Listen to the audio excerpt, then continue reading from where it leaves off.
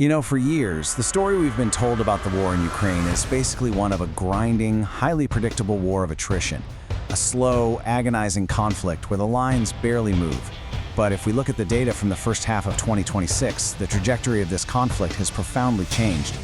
Across a 1,200-kilometer front, we're not just seeing the Russian offensive stall out, we're actually seeing rapid, localized retreats and systemic collapse. To really grasp the unprecedented scale of what's happening right now, you just have to look at this number, 1.2 million. According to recent intelligence and research estimates, Russian forces have suffered nearly 1.2 million cumulative casualties. That's killed, wounded, and missing since February 2022. To put that into perspective, this represents more losses than any major power has sustained in a single conflict since World War II. It's a level of sustained personnel degradation that completely alters the physics of a battlefield. So this brings us to the big ultimate question, right? Conventional wisdom, and honestly a lot of geopolitical analysis, usually assumes that eventually the bigger army inevitably wins. So why is a military of this massive size, with a seemingly endless pool of manpower, suddenly fragmenting after years of holding the line? Well, let's dive into the hidden mechanics of this conflict to find out. Part 1. The illusion of a static front. Okay, let's dive into this data, because it is absolutely staggering. When we measured the straight-line distance that the Russian front line shifted during specific military offensives, the stagnation is undeniable. In the Pokrovska offensive, Russian forces advanced at an average rate of just 70 meters per day. Around Kupyansk, it was 23 meters. In Jasivyar, a mere 15 meters a day. Now, to give you a historical benchmark, Allied forces in the Battle of the Somme during World War I, which is notoriously one of the bloodiest, most grinding trench campaigns in human history, advanced 80 meters a day. Russia's modern, mechanized military is literally moving at a fraction of the pace of a World War I trench offensive. The baseline expectation was always that Russia was conducting a gradual, controlled attrition of Ukrainian forces. But the physical reality, particularly in places like western Zaporizhia, is that Russian offensives have completely reversed into localized retreats and a net loss of occupied territory. We're talking about losing dozens of square miles in just a matter of weeks. So what was the sudden catalyst that turned this slow, agonizing grind into a rapid collapse? Part 2. The strategic pivot, the C2 blackout. For over 2 years, the Russian military had grown deeply dependent on thousands of illicit Starlink satellite terminals, smuggled in via third parties, just to maintain connectivity. Then, in February 2026, SpaceX implemented a strict whitelist system. This instantly disabled roughly 90% of the terminals operating in Russian hands. And compounding this disaster, the Kremlin simultaneously initiated a domestic internet censorship campaign that accidentally blocked Telegram, which is the exact app Russian forces relied on as their primary network to coordinate frontline assaults. In a matter of days, both horizontal and vertical communication channels were completely severed. The fallout on the ground was immediate and absolutely dire. Drone teams suddenly couldn't stream real-time feeds to their artillery batteries. Assault groups, completely disoriented without satellite navigation, literally wandered into prepared Ukrainian kill zones. In desperate attempts to restore connectivity, Russian commanders actually started placing massive satellite antennas on the roofs of high-rise buildings. Of course, Ukrainian forces easily geolocated these and destroyed them with precision strikes. And because the Russian military completely lacks a culture of mission command, meaning junior officers just aren't empowered to make independent decisions, frontline units simply froze in place. But here's the thing, this blackout was only the first half of Ukraine's trap. Part 3. The logistics lockdown. Now, what's really interesting here is the sheer mechanics of this logistics lockdown. Instead of just fighting at the very edge of the trenches, Ukrainian unmanned systems forces established a state of tactical drone overmatch.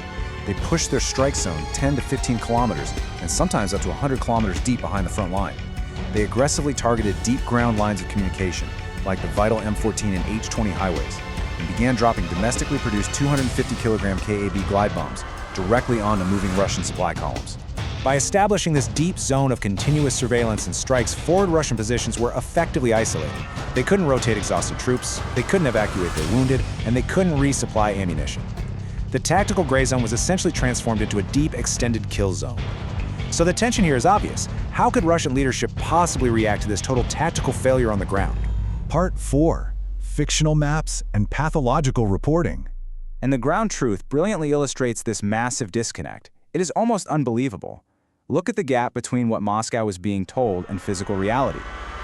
Chief of the General Staff Valery Gerasimov claimed full control of Kupyansk. The reality was only a 14% infiltration. He claimed the complete seizure of Borova, when independent research verified Russian forces weren't even in the same zip code.